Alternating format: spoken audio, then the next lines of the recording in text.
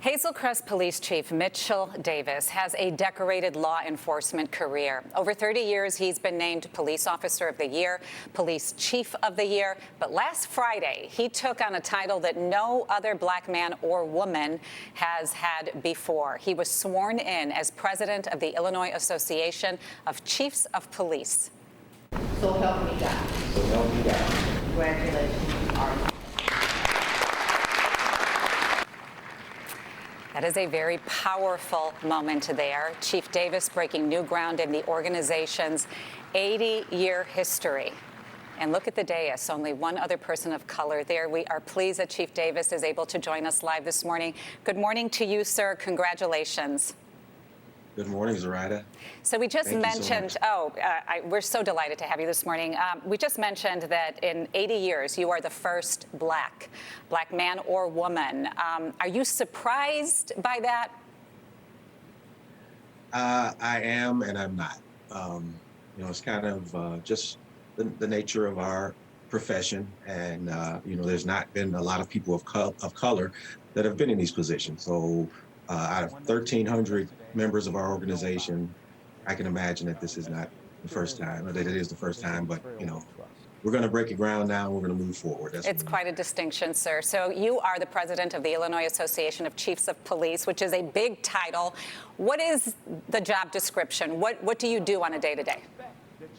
So I'm still the chief in Hazel Crest, but this is an assignment whereby I am the leader of an organization of, as I mentioned, about 1,300 members throughout the state of Illinois. We're responsible for dealing with legislative matters, for professional development for our members, and making sure that we have a great reputation and partnership with those outside of law enforcement and inside of law enforcement. So you've mentioned there legislative matters. You've come out as a supporter of the criminal justice bill Governor Pritzker signed in February.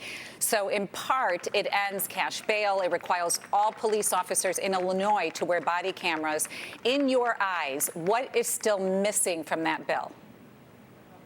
So I think that there needs to be some refinement to the bill. While I believe that criminal justice reform absolutely needs to happen, positive criminal justice reform, there are just some things in the bill that need to be tweaked as far from operational standpoint. And I think that the collaboration with the Illinois Chiefs and our technical expertise, along with the legislators and the desires that they want to achieve, I think we can find out what we can come up with a happy medium. Can you give me an example of that?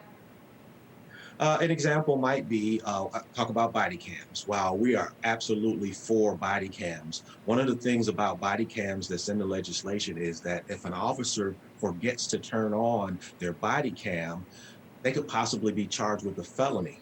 And we believe, and the legislators have said, that that wasn't really the intent. The intent was for people who did malicious things as far as turning off their body cam to try to hide something. So adjusting the wording and something like that to make it okay to move forward, that's one of the real big things that we're talking about as well. Okay. Here in Chicago, we've had several high-profile cases of police foot chases ending with a deadly shooting by police. The latest was Anthony Alvarez.